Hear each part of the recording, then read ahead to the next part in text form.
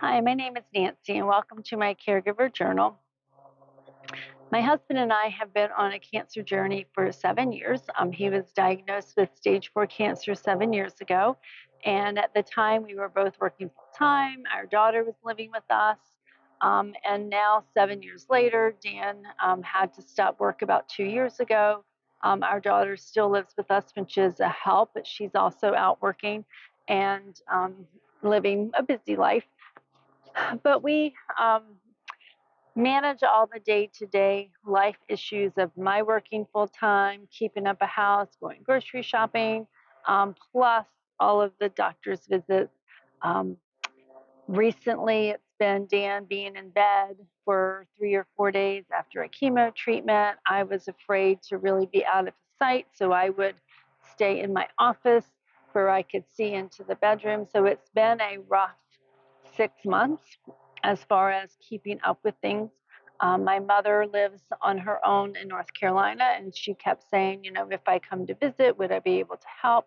Because this is the first time that I've ever just said, I'm not comfortable flying to North Carolina and being that far away from Dan because we just don't know moment to moment what's going to happen with his health. His health will decline quickly without any prior warning. And so I haven't been to see her in about 8 months. So my mom came up to stay with us, and she stayed about 4 weeks. And she kept saying, but I'm not doing anything.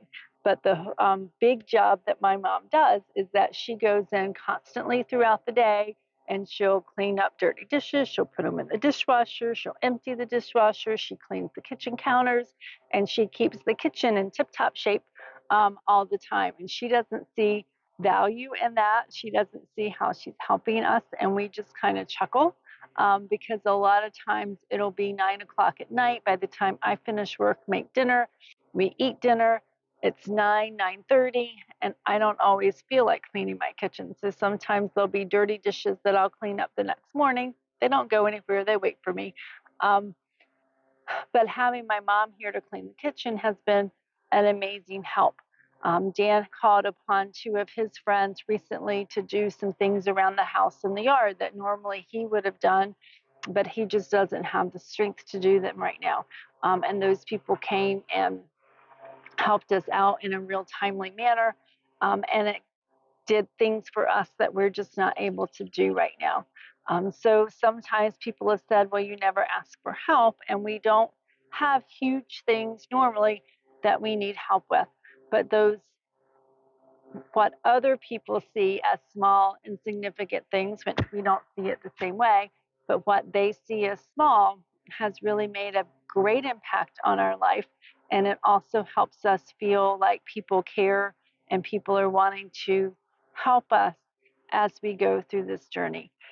So if you have someone that is a caregiver, someone that's going through a difficult time with an illness or other situation, it's not always the big things that they're looking for, but if there is a small meal that you can drop off for them, if there's something in their yard, something in their house that would just take you a small amount of time, sometimes offering and not waiting to be asked can be helpful as well.